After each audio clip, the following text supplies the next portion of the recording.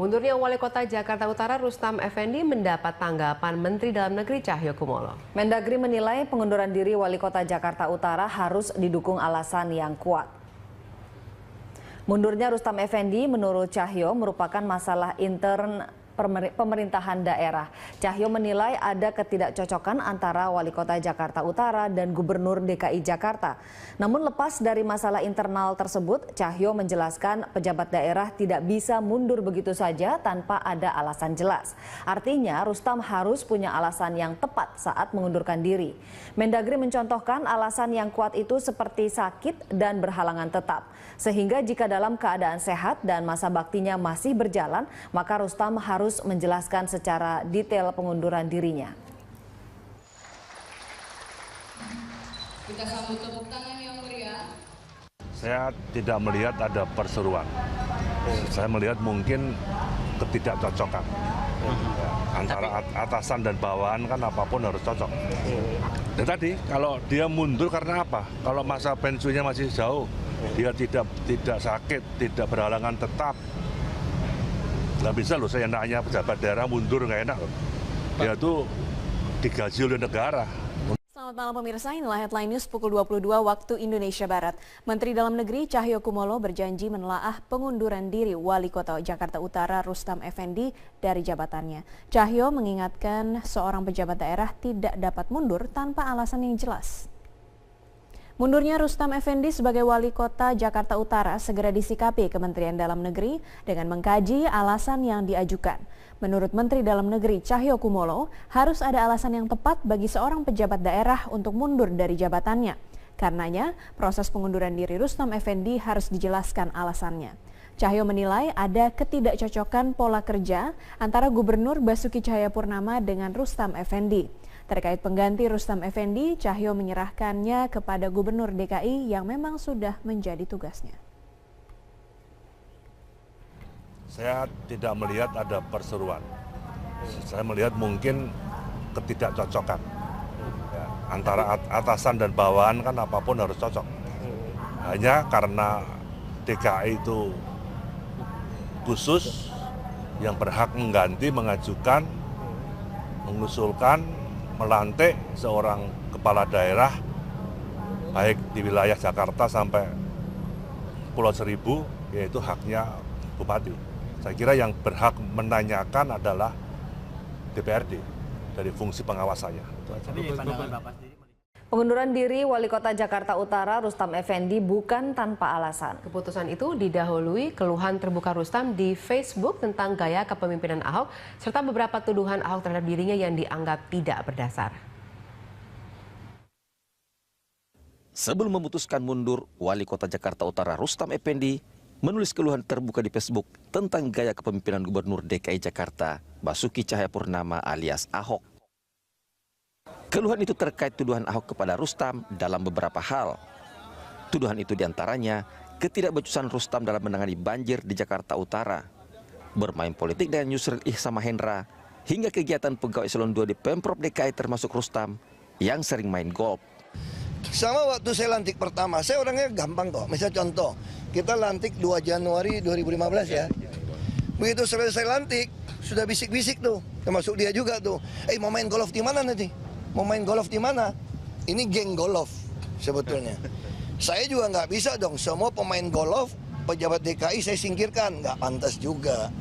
Walaupun dulu saya sering dengar cerita ini, kalau nggak bisa main golf, susah naik pangkat di DKI. Karena gengnya masih geng golf eselon 2, mainnya ke luar negeri kemana-mana. Ada yang bawa nih.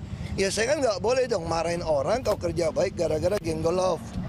Lalu saya bilang sama Pak Rustam, main golf? Enggak Pak, saya seminggu 2 kali Pak. Paling seminggu sekali, 2 minggu sekali.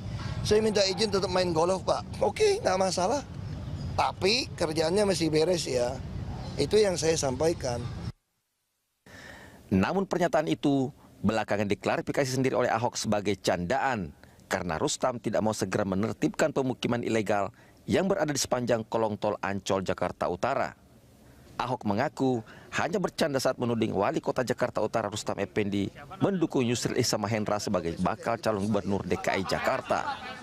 Namun klarifikasi Ahok ternyata tidak membuat Rustam mengubah keputusannya.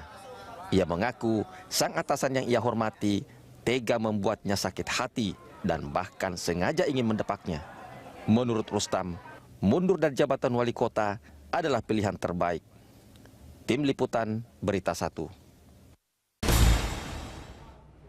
Anda pasti ingat dengan skandal Panama Papers. Nah, ini masih terus berlanjut di mana Indonesian Corruption Watch ini melaporkan Ketua BPK Hari Azhar Aziz ke Mahkamah Kehormatan Etik. Di sini beserta koalisi Safe BPK yang mendesak untuk Mahkamah Kehormatan Kode Etik BPK mengusut tuntas indikasi keterkaitan Ketua BPK Hari Azhar Aziz dengan skandal Panama Papers. ICW di sini menilai jika tidak dikawal, kasus pejabat publik yang masuk ke dalam daftar Panama Papers dikhawatirkan akan menguap tanpa kepastian hukum, mengingat banyaknya elit politik yang terlibat dalam kasus ini. Nah, koalisi Safe BPK ini terdiri dari ICW, IBAK, kemudian sejumlah LSM, kemudian menggelar pertemuan dengan Mahkamah Kehormatan Etik BPK. Dalam pertemuan ini, koalisi Safe BPK melaporkan adanya indikasi pelanggaran kode etik yang dilakukan oleh Ketua BPK Hari Azhar Aziz. Mereka juga meminta Mahkamah Kehormatan Kode Etik untuk segera memeriksa dan bertindak agar publik mendapatkan kejelasan. Begitu. Nah, seperti apa sih sebenarnya bentuk laporannya? Apakah betul di situ terlihat memang ada kejanggalan begitu ya terkait keterlibatan dari Hari Azhar Aziz ini? Tapi coba kita dengarkan terlebih dahulu. Ini ada statement dari Hari Azhar Aziz. Apakah Panama Papers itu salah? Saya bersalah. Saya tidak bersalah. Yang menuntut orang tidak bersalah mundur itu yang salah. Yang menuntut orang tidak bersalah itulah yang salah. Berarti ICW dong nih yang salah. Sudah ada Bang Emerson Yunto meneliti dari Indonesian Corruption Watch. Sebenarnya salah atau tidak sih? Justru yang kita lakukan adalah berupaya menegakkan harkat, martabat, kredibilitas dari BPK gitu ya. Dari catatan kita ICW dan koalisi BPK, kenapa kita melaporkan Hari Aziz? Ada 3 alasan. Pertama adalah soal rangkap jabatan. Kita tahu bahwa ketika dia dilantik 28 Oktober 2014 itu dan kemudian kita kaitkan dengan Panama Papers, ternyata Hari Azhar baru mengundurkan diri dari perusahaan Shenyang itu akhir Desember 2015. Artinya apa? Sepanjang Oktober 2014 sampai Desember 2015 dia masih menjabat sebagai direktur di perusahaan tersebut.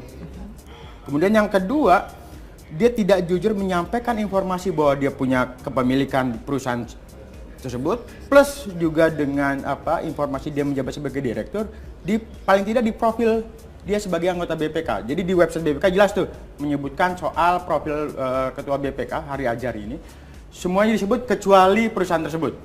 Yang ketiga adalah ketidakpatuhan terhadap undang-undang dalam hal ini menyerahkan laporan LHKPN kepada KPK.